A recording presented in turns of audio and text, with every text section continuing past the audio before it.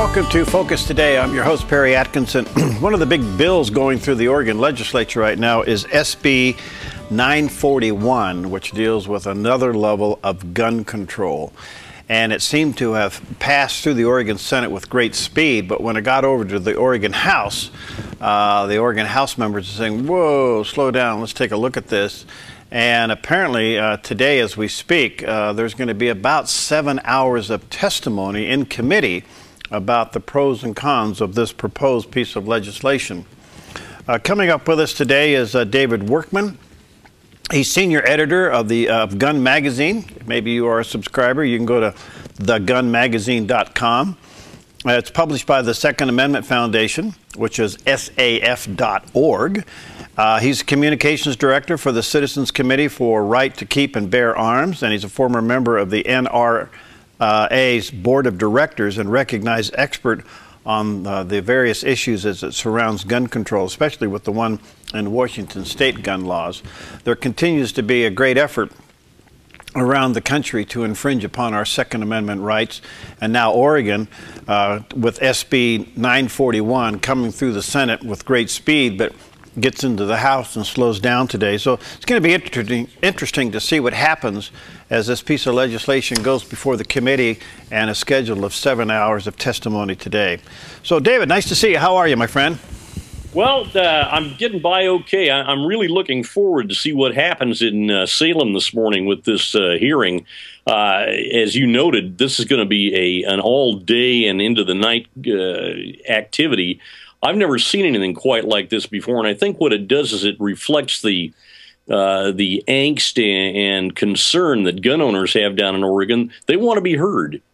No question about it. And I know that we're like 4 or 5 votes away from stopping this thing if we had some conservative and NRA Democrats that would stand up on this. This thing could get stopped. Have you looked into it? I mean, it seems to be pretty ridiculous.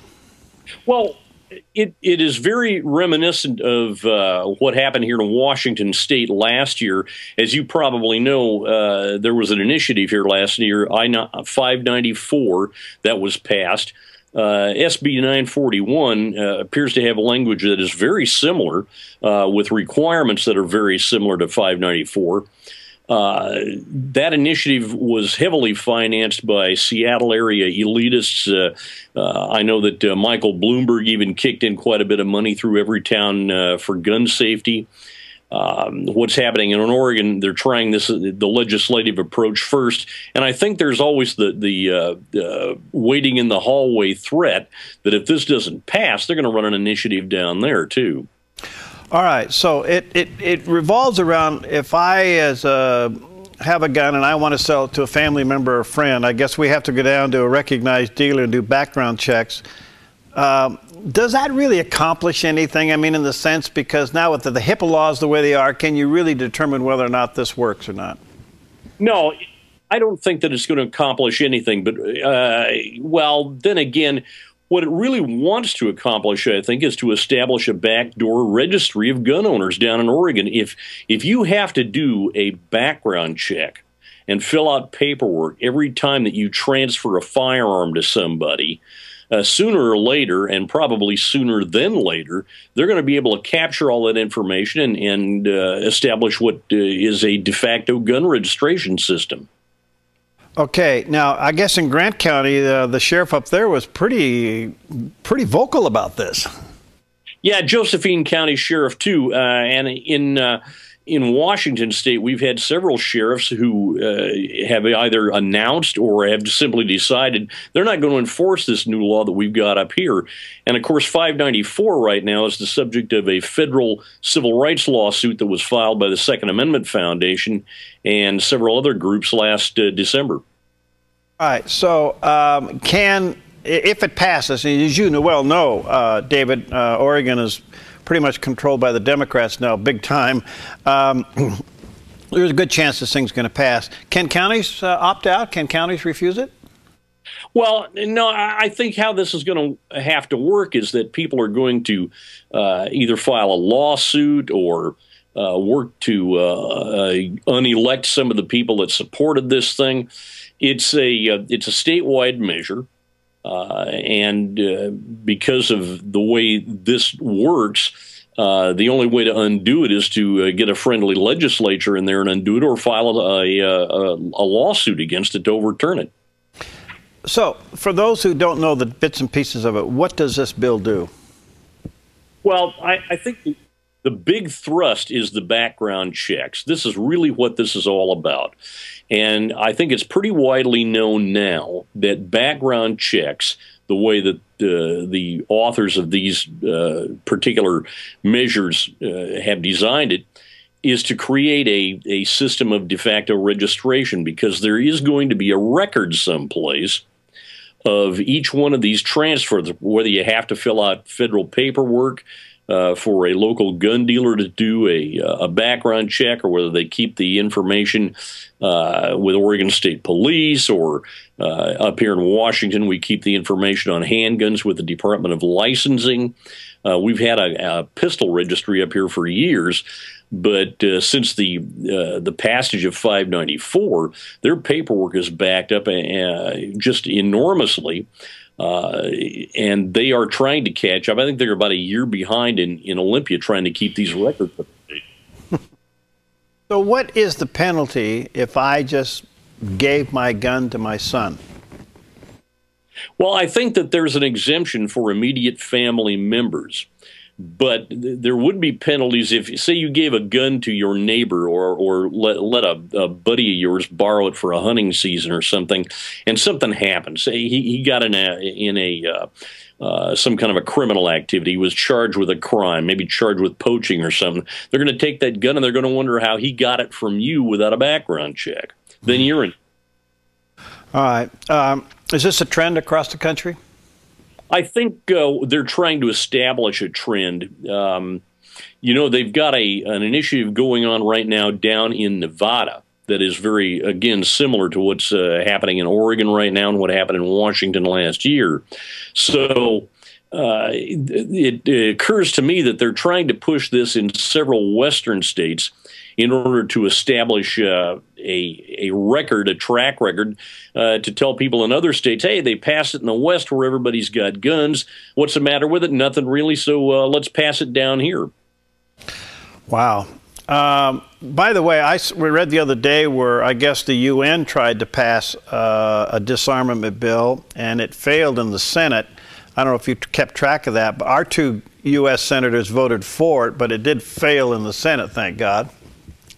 Yeah, Oregon and Washington have a similar problem. We've got 4 senators who do not represent the interests of gun owners out here in the Pacific Northwest, and, they never have. I have asked in print several times, who speaks for gun owners out here? Well, nobody does, at least not in the United States Senate. We've got to go somewhere else to look for representation, either from somebody in Idaho or Montana. Now, that's not really fair, I don't think. They're supposed to represent all the people. Wow. Well, David, thanks for the work you do. And people want to learn more about it. Several places. I guess they can go to gunmagazine.com. Right. They can go to SAF, which is the Second Amendment Foundation.org. Is that correct? Right. Yeah, that's right. And the Citizens Committee for the Right to Keep and Bear Arms is ccrkba.org. And I also write a daily column for Examiner.com. Okay, wonderful. Hey, thanks for your work, and keep up the fight, my friend. Well, I sure will, and thanks very much for having me. Okay, you bet. All right, again, that's SB 941. You may want to be calling your House representatives today. Those hearings are starting today, and let them know your feelings about SB 941. All right, we'll take a quick break. We'll be right back. Hi, I'm Paulina, and I work at theDove TV. Did you know that when you support theDove TV, you have a profound impact, not only in our community, but around the world? It's your continued support that takes the inspiration and hope in the programs we produce and makes them available to the thousands of people who are watching these videos online every week. Help bring encouragement and hope to our valley and beyond by making a secure online donation today at our website, thedove.us.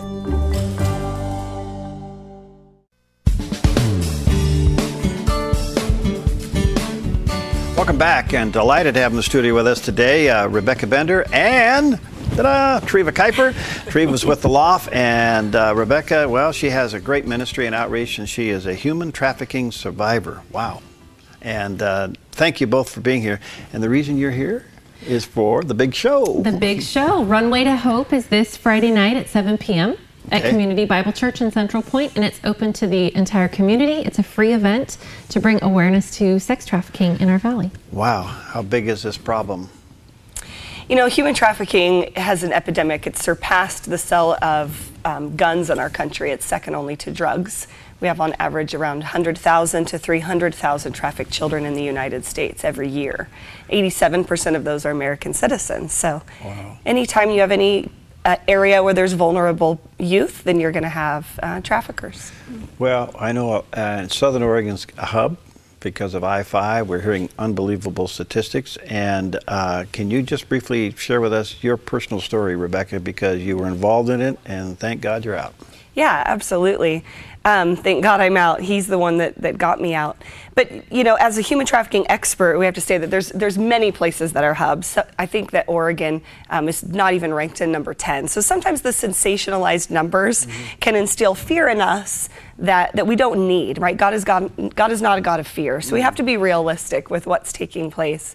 I think last year there was 459 trafficked children in Portland, and Medford and Grants Pass has shown up on Oregon Human Trafficking Task Force investigations as a transit point. So it is it's an interesting stop between Portland and San Francisco. So you're obviously, anytime you're going to have freeways you see off the I-5, you're going to get girls that are sold in those hotels typically. We just did a hotel training recently for all the hotelier groups in the Valley, helping them to understand and identify victims of human trafficking. So we do a lot of work with awareness and training nationally. May 12th, I get to speak with former President Jimmy Carter. I'll be sitting on that law enforcement panel at the World Summit in Atlanta. So I'm excited to be able to bring the expertise here to our local community and be able to finally, you know, get more involved and help the girls with the Loft and bring information to our valley. How do they get out of it? Do they have a desire to get out? Can they get out without getting in trouble more? Every situation is so different. It really depends on the girl and it depends on the trafficker. Some traffickers are much more volatile than others. They're called guerrilla pimps, and they use brute force, brutality, beatings, severe attacks in order to keep them under the control. And then there's other traffickers called Romeo pimps, and they use coercion and manipulation and lies and a lot of the similarities as a domestic violence survivor, so that power and control wheel. So it really depends on the trafficker, the type of tactics that he employs on his victims. Some girls are brainwashed to believe this is their boyfriend and they love him, and when you try to rescue them, it's like running out to grab a puppy in the freeway, right? And they're just scared, and they don't know what reality is. So helping to undo brainwash is a long process. It's a deprogramming, and it doesn't happen overnight. We know that the power of God can transform hearts and minds in seconds, but God doesn't always work that way. And so every girl is different. Every situation is different. How long were you involved in it? I was trafficked for nearly 6 years. Born and raised right here in Southern Oregon, went off to go to college. I was accepted at Oregon State University, and I met a guy at a party near campus that pretended to take interest in me and dated me for about 6 months, and then invited me to move in with him. And I thought, finally I met the man of my dreams. And he ended up being a trafficker. Wow. Why did you, Treva, decide to partner with this? We went to one of Rebecca's trainings about 1.5 years ago, and I can definitely confess to you that I knew nothing about sex trafficking and what an epidemic it is until I went to that training. I was blown over, and we were challenged to, you know, bring awareness. What event could you put on and bring awareness? And, you know, at the Loft, we fight for our teen girls. We want to open their eyes to the things in this world and how to navigate through life. So we decided to put on a fashion show, something that they love, that will bring them in. But we wanted to immediately get a hold of Rebecca to see if she could come and share her story and speak to the truth of, you know, being an expert, speak to the truth of sex trafficking and open the eyes to our girls. I think that a lot of times our teen girls have that, and most people do, that mentality that it will never happen to them. And so we're constantly trying to pour truth into them to say, no, it could happen to you. God is amazing and he's huge and he will protect you, but there's evil in this world. Right. And so we have to be aware, we have to be wise. Who do you want to come to the fashion show? Because I think this is a great opportunity to use fashion to deliver a message, and hopefully girls will be more aware of what is luring out there. We want everyone to come. We want parents, grandparents, teenagers, boys, girls. Our event is 13 and up, ages 13 and up, just because of the content. But we want to open eyes and bring awareness to everyone in our community. And that's why it's a free event. We want people to come. We want them to enjoy the fashion show. Rebecca has a line of t-shirts that she's created called Courage Tees. And so we have about 4 or 5 different vendors of clothing lines that we're going to show in the fashion show, but we're going to end the fashion show with her t-shirts. And we're just excited how the Lord has connected both of us, the Loft and Rebecca Bender Ministries. And the community needs to come, because yes, they can enjoy the fashion show and they can support what we're doing, but then also to learn and to grow and to see what can we do in the future to pray for these girls and to pray for our valley. What do you say, Rebecca, to young girls that may not even understand what this is all about or not even be aware that it's an issue, but yet at the same time you want to warn them that it's there?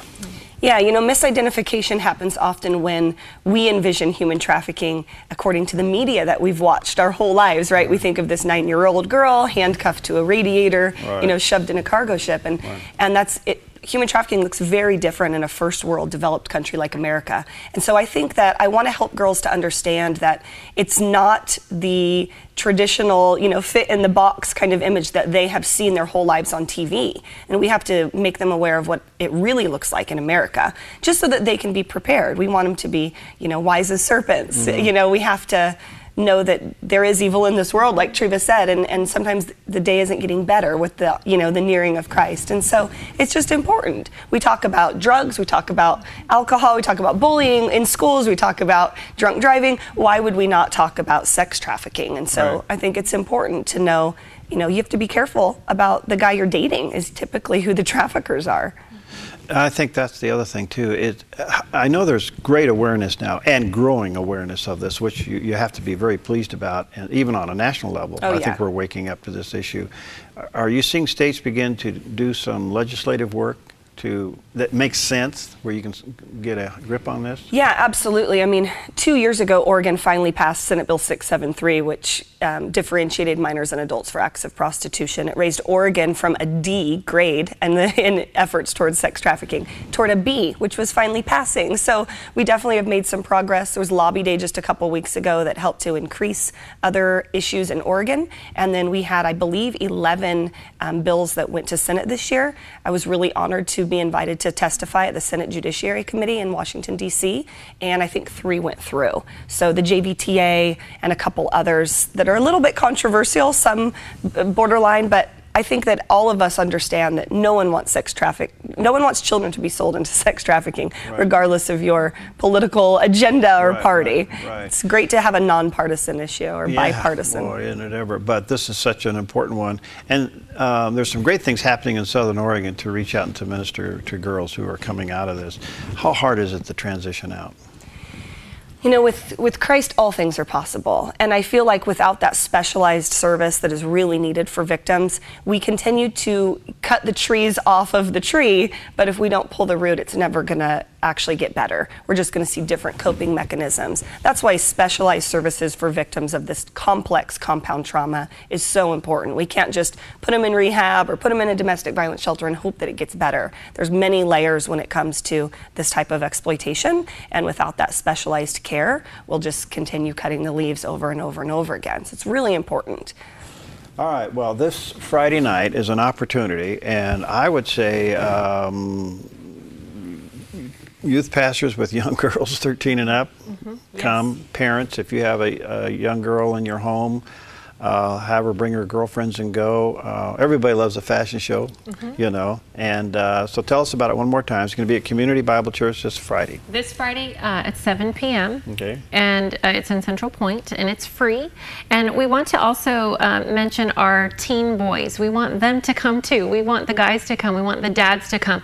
I've heard a few men say, oh, I don't need to go to that. Yes, you do. Yeah, you do. We want everyone to come. And we actually, in our fashion show, we have some teen guy models that are going to be modeling Gap. And we're very excited to show that, you know what, the boys can be concerned as well, and should be. And be on the lookout. And be on the lookout, that's right. So, yeah. And I think it's really important to know, too, that, you know, boys are our future buyers.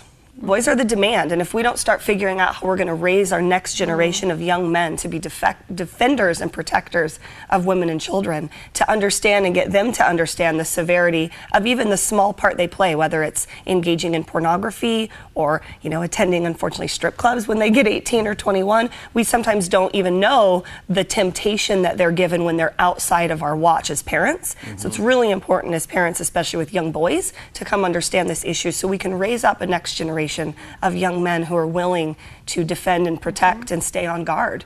Average age of buyer in America is 21-year-old boy is the average age of a buyer. So as much as we want to protect our girls, we have to be realistic to know that the demand is from men. And so it's important to go after both. We need to bring identification to both. Boy, Amen. Stunning. All right, again, Friday night at 7 o'clock at the Community Bible Church in Central Point. It's free. Come on out. Rebecca's going to be there with her advice and testimony and products, T-shirts, and I guess you got all the rest of the stuff lined up and ready to go. All the other models. We're ready. You're ready. We're ready. You're ready. I just can't say enough about this. The awareness in Southern Oregon to me is so encouraging, and I know it's happening throughout the United States. But boy, this just seems to have come to life here in Southern Oregon with people now helping out with this issue. Rebecca, thank you. Thank you. You're going to go testify more. You'll be with former President Jimmy Carter. Yeah, May 12th we'll be at the World Summit, get to be the survivor leader on panel there. It's exciting. That's wonderful. And are other countries waking up to this? Oh yeah, I mean there's lots of worldwide effort going on. We have lots of stuff going on in Israel right now. Actually, Tel Aviv has taken a big role in trying to combat sex trafficking. I just trained a group of 150 missionaries that are being deployed to Iraq to work with victims of ISIS refugees. Wow. So we have a lot of missionary groups that are really waking up to the issue and doing something on a worldwide level. Wonderful. All right, thank you, Treva. Thank you, Rebecca. Yeah. You guys are great. All right, don't forget, it's Friday night, 7 o'clock, Community Bible Church in Central Point. We'll be right back. Hi, I'm Paula, and I work at theDove TV. Every day we get letters and emails from people who've been encouraged, blessed, and challenged by the programs on theDove TV. But we couldn't do it without you. Did you know that more than 90% of our income comes from people like you? You can help us continue to bring inspiration and hope to our community by making a secure online donation at our website, thedove.us, or call us at 541-776-5368.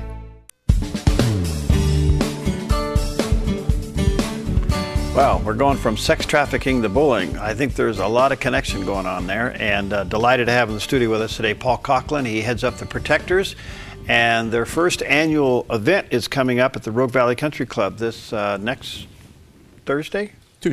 Tuesday, the 28th, that's right. Got to get my head straightened out. And ending bullying in Southern Oregon and throughout the world. Hi, bud. How you doing? I'm doing good. Thanks. How about you? Yeah, you know, busy. Tell us about your event and what it's about. Yeah, Perry, you know, we've been fighting bullying for over a decade. And our biggest need, our program has proven to work. We just got back from Hopkins County, Kentucky for an entire week. Wow. Spoke to every student, numerous parents, had kids apologizing during the presentation to one another, which was huge. Really? And so our program is effective in diminishing bullying in both public and private schools and, you know, Boy Scouts, Girl Scouts, Sunday school. Our biggest need is bringing it to groups that can't afford it. And so we have a fundraiser coming up to fill that gap, to help us battle the #1 form of child abuse in the nation. And as you said earlier, the connection between sex trafficking and bullying is profound. Many of the people who run sex trafficking are school bullies, and many of the girls who find themselves susceptible to their ploys are girls who had been targets of serial bullying. Their self-esteem is just, it's shot, and they end up doing things they normally wouldn't do. So the connection's profound.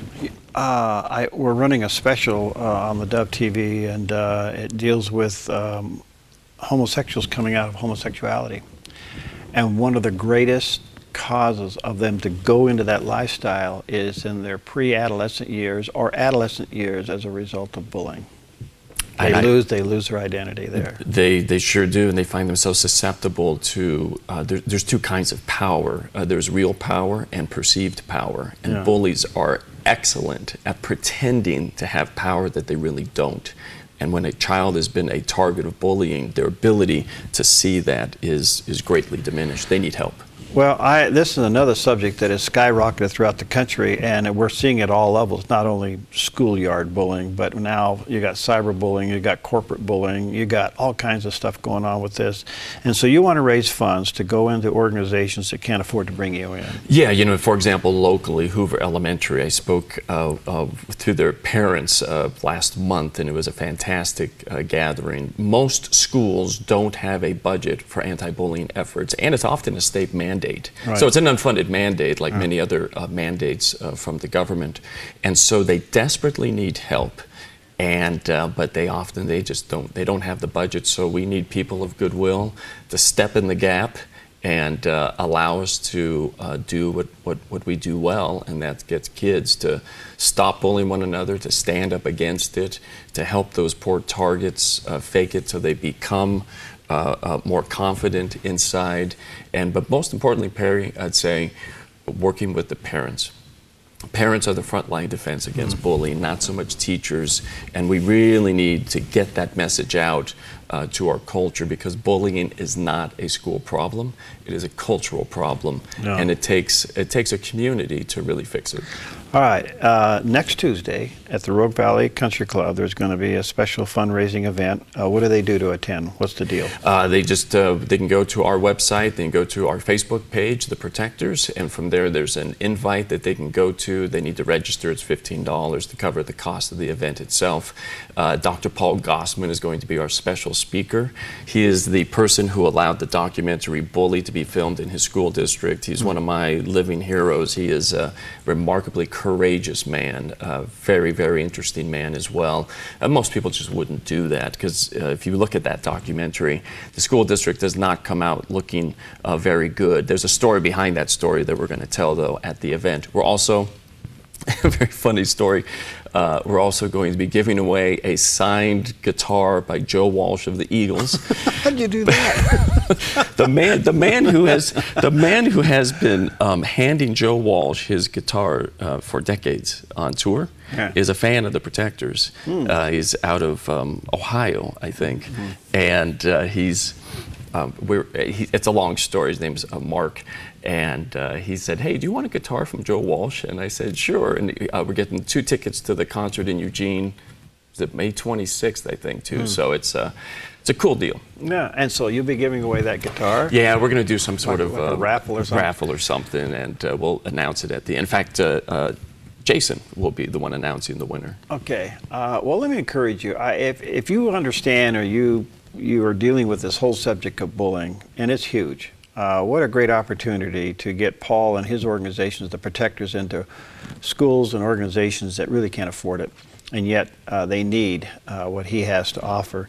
You can go to theprotectors.org or just go to their Facebook page, and it'll be next Tuesday evening. I see where you're 6 to 7, you got a social time, 7 to 8, the actual program. And I'm telling you, this thing has skyrocketed. I don't know how, you must be booked forever. Everybody wants you. We're pretty busy. Yeah, fall time in particular is very busy. We just returned from Hopkins County, Kentucky, where I think I spoke 16 times in 5 days. Also was given on Palm Sunday, one of the pastors there gave up the pulpit and allowed me to be the speaker that day. Really? as you know, that's very uncommon. Yeah. His name's Chris. He's a great guy, loves his community. So it's really cool with the Protectors. We were able to work with the entire public school system, but then also work with the faith-based organizations that feed children into that public school system.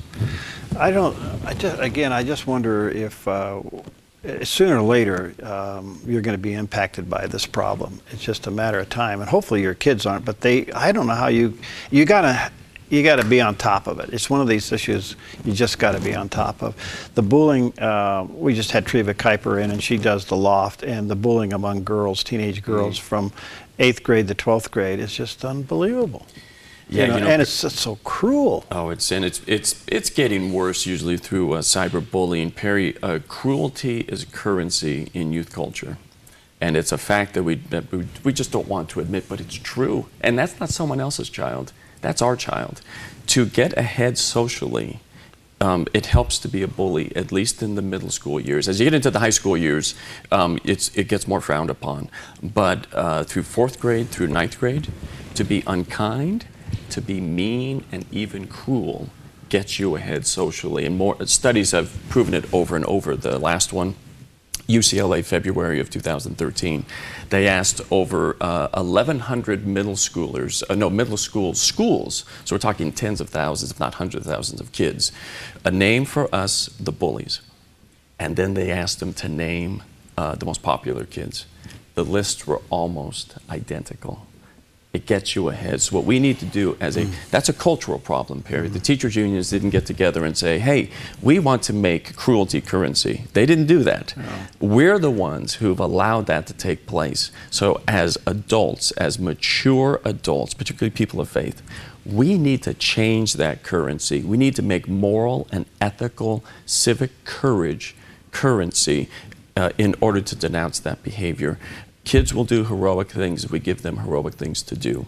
Right. And you saw that in Kentucky because they ended up apologizing. During the presentation. Really? What happened?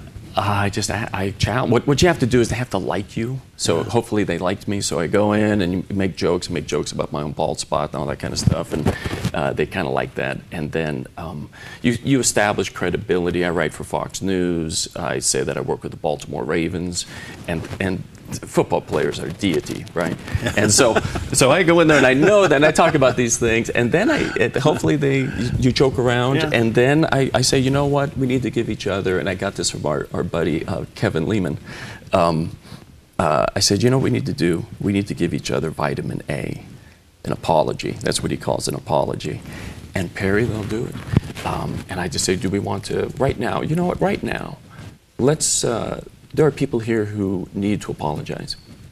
And usually it takes a while for the first one to do it. But once the first one does it, the dam breaks, and it's a beautiful thing to behold.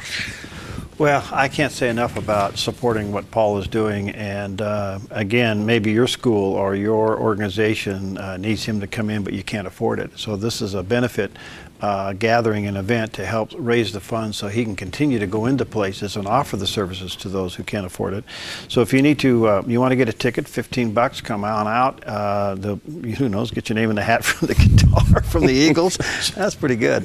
Theprotectors.org, or check it out on the Protectors on Facebook and get all the information there. It'll be next Tuesday evening at the Rogue Valley Country Club, and I just can't say enough about what he's doing. I tell you, I do a lot with, as you know, with Patrick Doyle. I had Treva Kuyper here. I won't name all the other people that I have on that deals with various issues, and the ones, especially now, with the connection of adolescence and sexual identity as a result of bullying. It's just unbelievable. Unbelievable. You're talking about Patrick and the psychological ailments. Yeah. A girl who is a serial target, 25 times more likely to develop agoraphobia later in life. My mom suffered from agoraphobia, and it's just one of those things that continues to cloister that poor person, and they just don't get out of the house. And wow. We're not meant to live that way. All right, thank you, buddy. Again, theprotectors.org, or check them out on Facebook. Be a part of the event next. Oops. Sorry about that. Next Tuesday at the Rogue Valley. I just got bullied out with my pen there. Anyway, next Tuesday at the Rogue Valley Country Club. Starts at 6 and dinner at 7, and should be a great time. So thanks, buddy. Thanks for what you do. Thank you, Perry. Okay, we'll be right back. Hi, I'm Daniel and I work at theDove TV. You know, compared to Portland, Seattle, and LA, Medford might be considered a small market. But at theDove, we're excited about the opportunity to make a big impact right here in our community. And you help make that happen. Did you know that more than 90% of our income comes from people like you? You can help us now by making a secure online donation at our website, thedove.us, or by phoning 541-776-5368.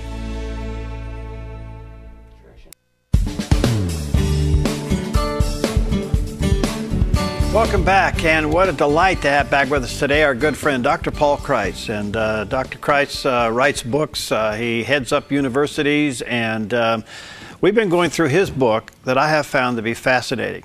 It's called Money Matters, the truth about money that no one is telling you.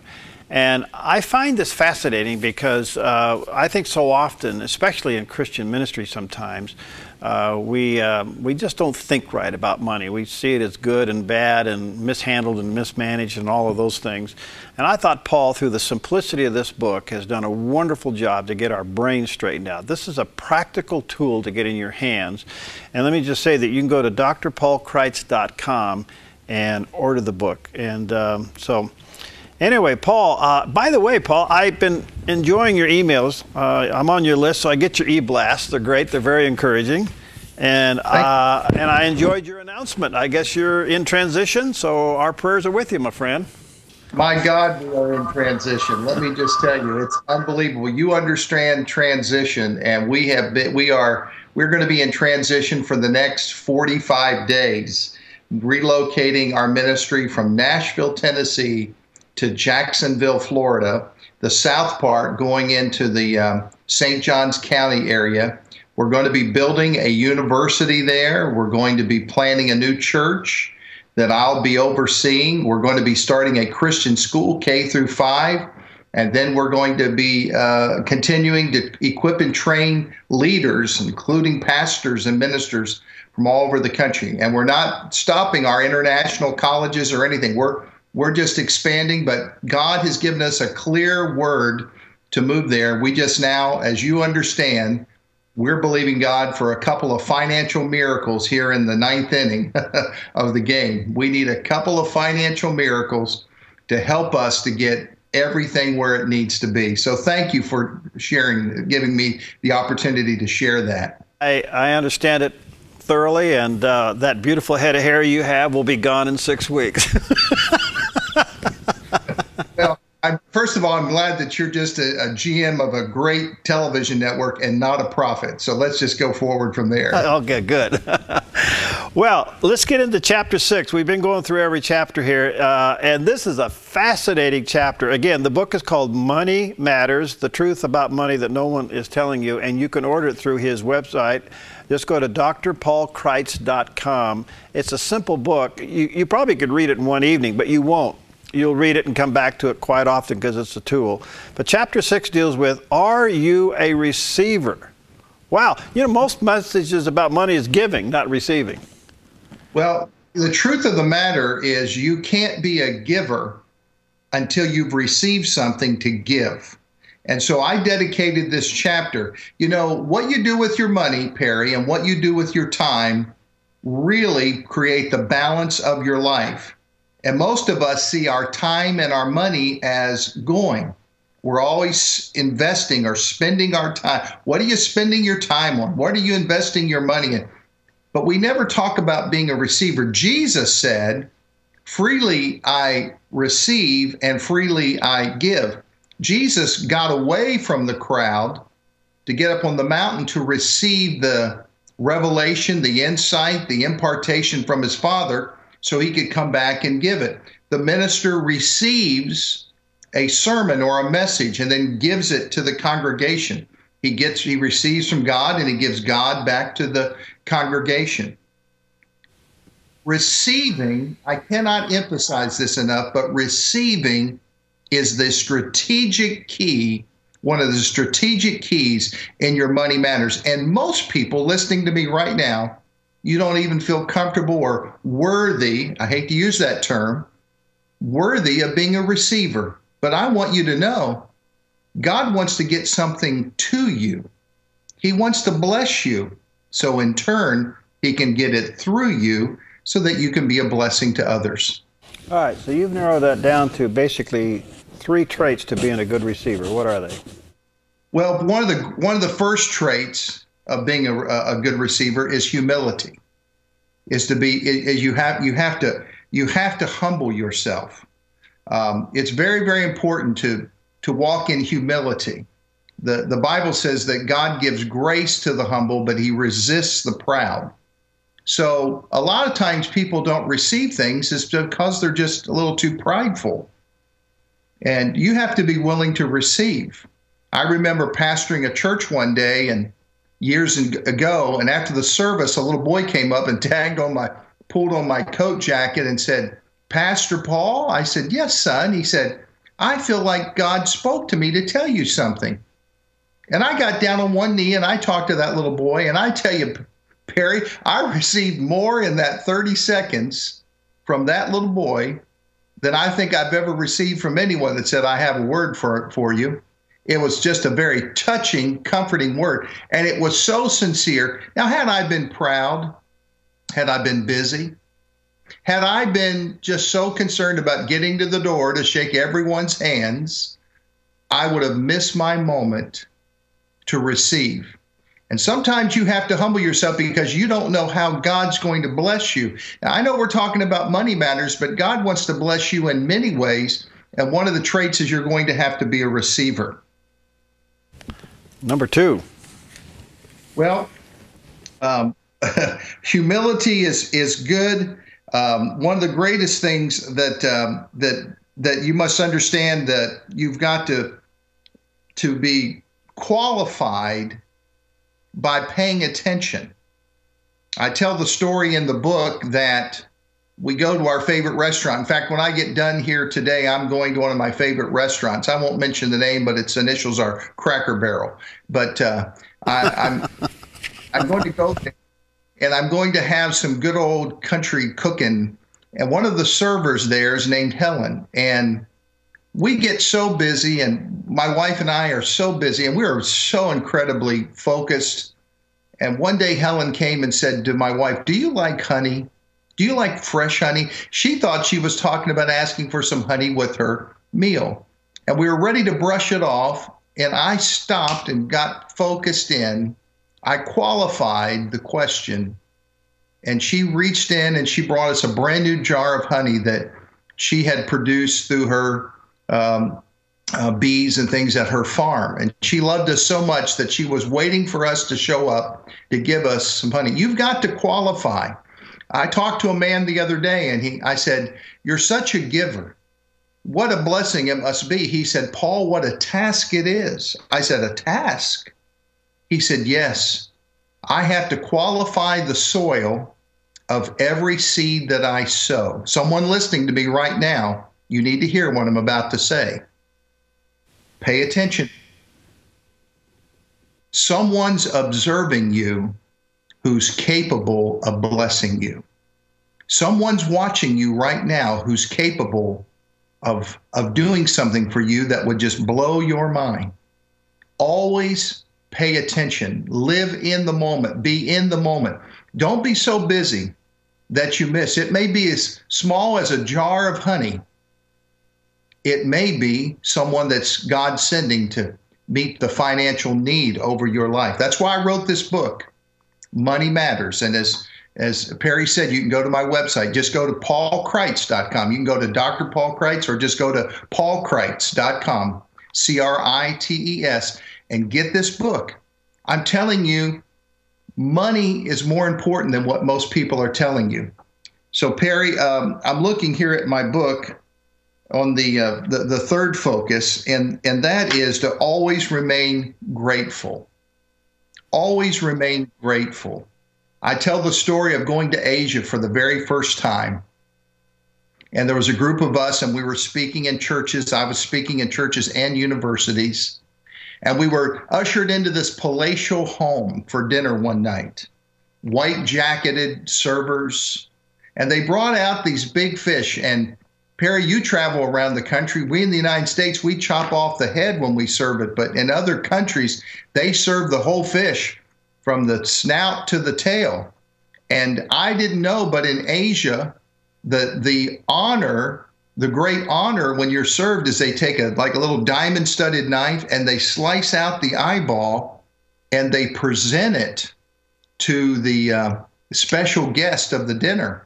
So I watched this man slice out the eyeball and he walked over to where I was. I swallowed hard, Perry, because I was hungry, but not for an eyeball of a fish. And so he said, Dr. Kreitz, in his Asian English, he said, I give you the honor. And I said, oh, just a minute, sir. There's someone here that's older, someone here that's wiser. I just kept talking till I could figure out who it was that would get that eyeball and not me. And so they took it over to one of the older members of our team. And then he said, but that's no problem. We have more fish. We have an eyeball for everyone. Oh, no. All right, so remain grateful. Remain grateful, even if it's the eyeball of a fish. You don't want to offend your host. You don't want to seem ungrateful.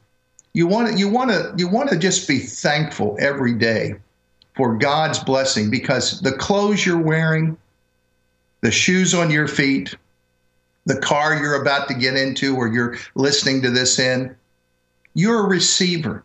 And I want to tell you, there's many things we don't have that God intended for us to receive. I want to say that again.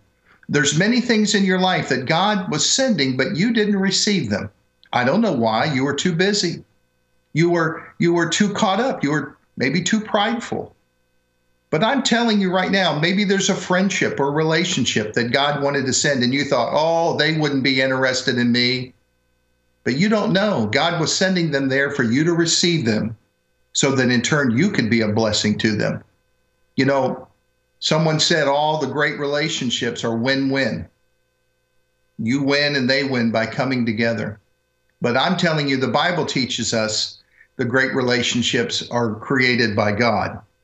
And when God creates something, freely we give and freely we receive. And I'm on this program right now because I want to sow into you. I want to give to you. If I could put this book in your hands at no charge, I would do it. But I got to cover some things, but I will pay the shipping. I will pay the shipping to get this book into your hands if you'll go and order it off the website, because I've never seen, Perry, in all the 36 years of ministry, anything so impactful. This book, I was just in Indianapolis, Indiana this past weekend, and a man, the pastor, told me never buys any books, walked up to my table and said, I want to buy one of all of your books. He said he never buys anything. I'm telling you, this is a cord right here about your finances. And most people don't want to talk about them. But I'm telling you that God's created you to be a receiver. And you've got to start looking for those that are looking for you. Start looking for those that are looking for you.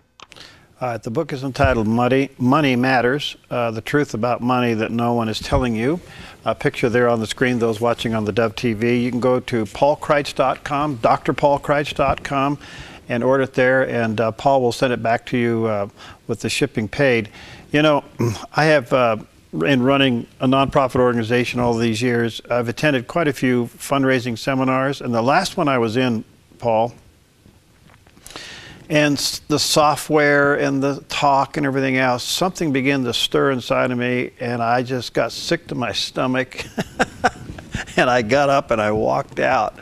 And I thought, I am not turning this into a system. I'm not turning this into numbers. I couldn't stand it. I couldn't get out of the building fast enough. I thought, no, God's got another way.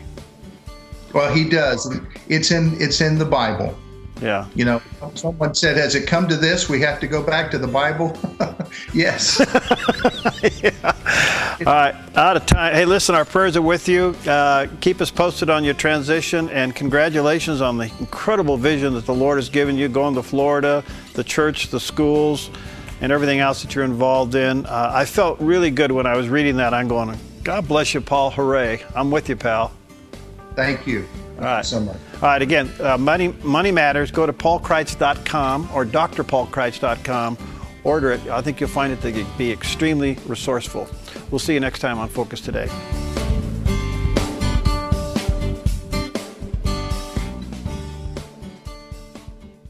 Hi, I'm Jim and I work at theDove TV. Every weekday between 6 and 8 a.m., our award-winning news and sports team bring you the best morning show around. It's live, it's honest, and it's a whole lot of fun. And you help make it happen. Did you know that more than 90% of our income comes from people like you? You can help us continue to air local programs that share your voice by making a secure online donation at our website, thedove.us.